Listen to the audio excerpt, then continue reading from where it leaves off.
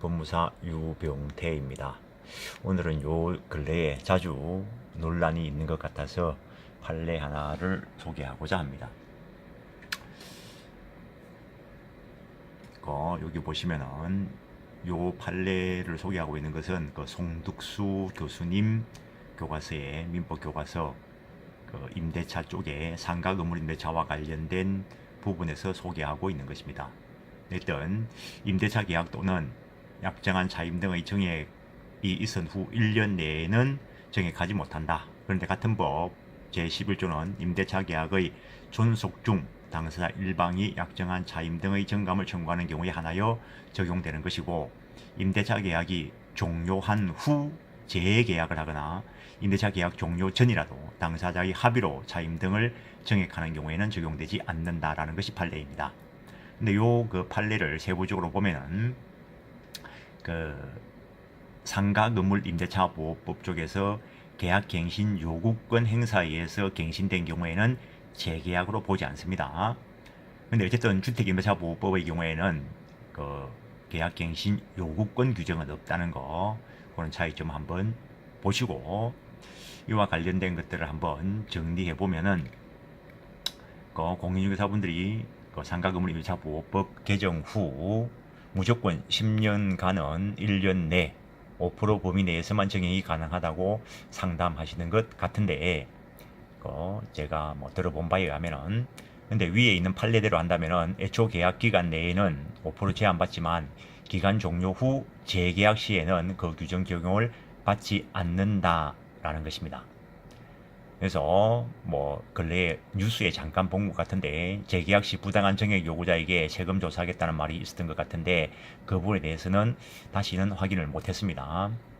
근데 조금 전에 말씀드렸다시피 추가된 부분, 판례가 계약 갱신 요구권의 행사에 의한 갱신은 재계약으로 보지 않는다.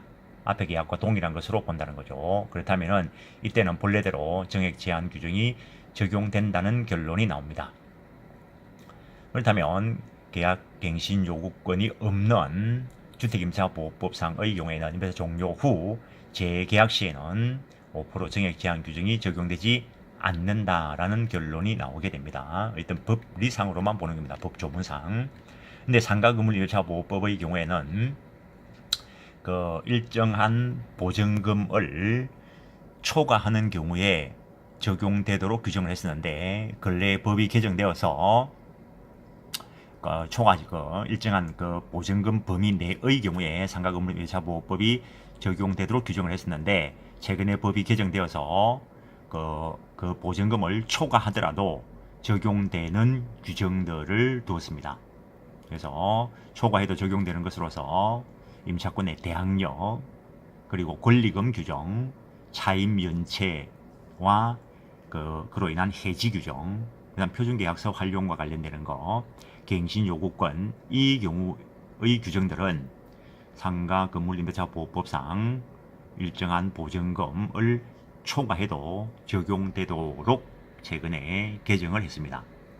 그런데 이 규정에 따른다면 정액 제한 규정은 보증금 일정액을 초과하는 경우에는 적용되는 거에 안 들어있으니까, 정액 제한 규정은 보증금 일정액을 초과하는 경우에는 적용 안 된다라는 거. 그럼 이러한 경우 보증금 일정액은 최초 계약 시 금액 기준일까 아니면은 갱신 시 금액 기준일까가 문제가 될 수는 있습니다.